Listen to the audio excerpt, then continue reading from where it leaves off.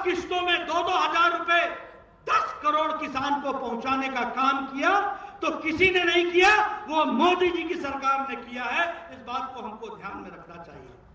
और उत्तर प्रदेश में 2,54,00,000 किसानों को 10 किस्तों में किसान की सम्मान निधि पहुंचाई गई है, यह भी हमको ध्यान में रखना चाहिए।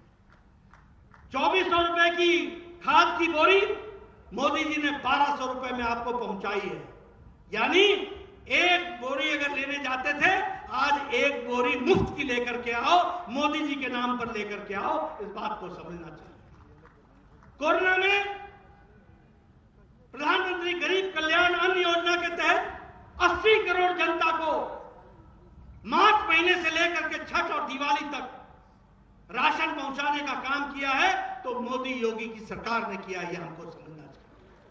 कोरोना के काल में किसी को भूखा नहीं रहने दिया, यह बात जनता जानती है अच्छे से। उसको फिर से याद दिलाने की आवश्यकता है और मुझे पूरा विश्वास है कि आप याद दिलाएंगे। मित्रों, आदरणीय Yogi ji All India Institute of Medical Sciences के बारे में बात कर रहे थे। मित्रों, मैं आपको जरूर इस बात को बताना चाहता हूं, कहना बड़ा आसान है, लेकिन सपनों को धरती पर उतारना बड़ा मुश्किल है। मुझे खुशी होती है, आदरणीय प्रधानमंत्री जी ने मुझे 2014 में स्वास्थ्य मंत्री बनाया था। मेरे मन में प्रधानमंत्री जी के सपने को साकार करने की तीव्र इच्छा थी। उन्होंने मुझसे पूछा था, नड्डा, ये सारे लोग दिल्ली के all India Institute of Medical sciences में क्यों आते हैं? मैंने कहा, इसलिए कि चाहे गोरखपुर हो, चाहे पटना हो, चाहे भुवनेश्वर हो, चाहे लखनऊ हो, बीच में कोई भी स्वास्थ्य की व्यवस्था नहीं है, इसलिए सीधे लोग दिल्ली पहुंच जाते हैं। उन्होंने मुझसे कहा कि हम चाहेंगे कि all India Institute of Medical sciences बनने चाहिए। और आपको जानकर के खुशी होगी कि पिछले 7 सालों में प्रधानमंत्री मोदी जी ने एक नहीं 22 all India Institute of Medical sciences Bharat को दिया। और मैं धन्यवाद देना चाहूंगा योगी जी को, और आप सब लोग बड़े भाग्यशाली हैं।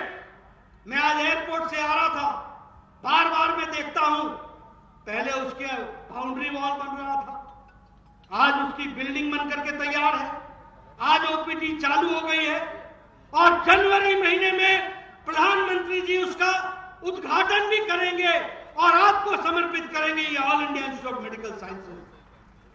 अब आप गांव-गांव में जाकर बताइए, आपको नेपाल की तराई में रहने वाले लोगों को, मऊ के लोगों को, पड़ोसी राज्यों को, आपको अब दिल्ली नहीं जाना पड़ेगा। आपका इलाज सस्ता, टिकाऊ और अच्छा इलाज गोरखपुर में हो जाएगा। इस बात के लिए मैं आपको बधाई देना चाहता हूं। मित्रों, ये नेता की नीयत का नतीजा है।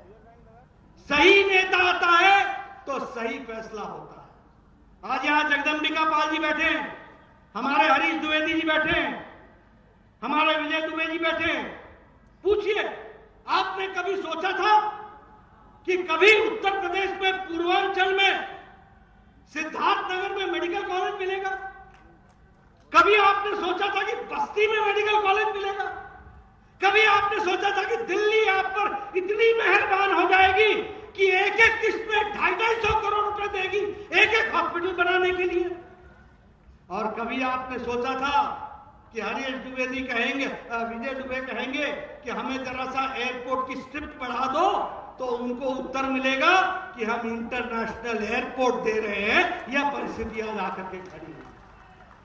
एक बदलता भारत, एक बदलता उत्तर प्रदेश, इसकी तस्वीर हम देख रहे हैं।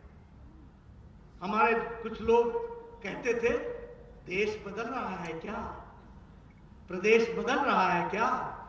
मित्रों, देश तो बदल रहा है।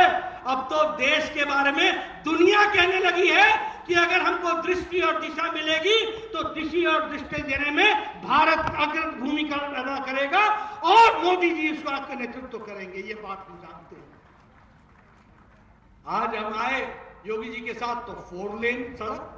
मैंने कहा मोदी जी ये तो सिंगल लेन होती थी। बोले गए वो जमाने, अब 4 लेन 6 लेन, पूर्वांचल एक्सप्रेस हाईवे, एक के बाद एक विकास की नई गाथा, नई कहानियां। आने वाले समय में काशी में भी, वहां पर काशी कॉरिडोर का भी, उसका भी श्री गणेश होगा प्रधानमंत्री मोदी जी के नेतृत्व में। एक से एक विकास की योजनाएं बन रही हैं, उसको आगे बढ़ाया जा रहा है। और अगर मैं लॉ एंड ऑर्डर की बात करूं तो यही उत्तर प्रदेश था। सूर्यास्त और सूर्यास्त के साथ साथ उत्तर प्रदेश भी वहीं का वहीं ठहर जाता था। बहु बेटियां सुरक्षित नहीं थी। कभी किसी का राज आया, कभी किसी राज का राज आया, कभी किसी जाति और वर्ग विशेष के लोगों ने अपने तरीके से कानून व्यवस्था को अपने हाथ में लेने का प्रयास किया। कभी किसी राज्य में किसी वर्ग विशेष ने अपने तरीके से राज्य को लेने का प्रयास किया। ये सबका साथ, सबका विकास, सबका विश्वास और लॉ एंड ऑर्डर के नाम पर अब यहां पर जो दंडनाते थे वो दरिंदे अब कोर्ट में जाकर अपील करते हैं कि मुझे जेल के अंदर डाल दो या मुझे प्रदेश छोड़ने के लिए इजाजत दे दो ताकि हम यहां से छुट्टी पाए। ये